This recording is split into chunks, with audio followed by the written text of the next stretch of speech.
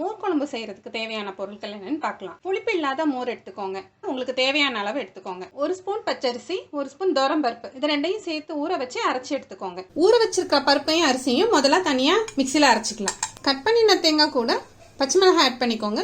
கொஞ்சமா ஜீரகம் ஆட் பண்ணிக்கோங்க. இதை தனியாக அரைச்சி எடுத்துக்கோங்க. மசாலா அரைச்சாச்சு. இப்போ தயிர் கூட தேவையான அளவு உப்பு போட்டுக்கோங்க. கொஞ்சமா மஞ்சத்தூள் போட்டுக்கோங்க. இது நல்லா கலக்கி வச்சுக்கோங்க.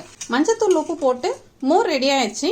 இப்போ நம்ம குழம்பு எப்படி செய்யறதுன்னு பார்க்கலாம். பாத்திரம் சூடானதும் எண்ணெய் விட்டுக்கோங்க. தேங்காய் எண்ணெய் நல்லா இருக்கும். எண்ணெய் சூடானதும் கடுகு உளுத்தம் பருப்பு போட்டுக்கோங்க. அதோட கடலைப்பருப்பையும் சேர்த்து வறுத்துக்கோங்க. கடலைப்பருப்பு ஊற வச்சு கூட ஆட் பண்ணிக்கலாம். 2 வத்தல் கிள்ளி போட்டுக்கோங்க. கொஞ்சம் கருவேப்பிலை போட்டுக்கோங்க. இப்போ எண்ணெயில அரைச்சி வச்சு தேங்காவை ஆட் பண்ணிக்கோங்க. தேங்காய் பச்சை மிளகாவோட பச்சை வாசனை போறது வரைக்கும் இதை கொஞ்ச நேரம் கொதிக்க விட்டுருங்க. தேங்காய் எல்லாம் நல்லா வதங்கினதுக்கு அப்புறமா அரைச்சி வச்சிருக்கிற பருப்பையும் அரிசியும் அதோட ஆட் பண்ணிக்கோங்க. பருப்பு அரிசி போட்டதும் கொஞ்சம் கெட்டியாயிடும், அடியில் ஒட்டும். ஸோ அது ஒட்டாம இருக்கிற மாதிரி நல்லா கலந்து விட்டுக்கோங்க. மஞ்சள் உப்பு கலந்து வச்சிருக்கிற மோரை இப்போ இதோட சேர்த்துக்கோங்க.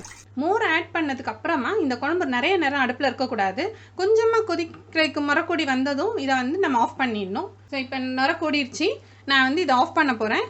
அந்த சூடுலையே கொஞ்சம் நேரம் லைட்டாக கிண்டி விட்டுட்டு இதை இறக்கிடலாம். இப்போ மோர் குழம்புல நான் இன்னைக்கு எந்த காயுமே போடலை. உங்களுக்கு காய்கள்லாம் ஆட் பண்ணணும் அப்படின்னு சொன்னால் உப்பு போட்டு வேக வச்ச முருங்கைக்காய், தடியங்காய், பூசணிக்காய், வாழைக்காய், வாழைத்தண்டு அந்த மாதிரியான காய்களை நம்ம ஆட் பண்ணிக்கலாம்.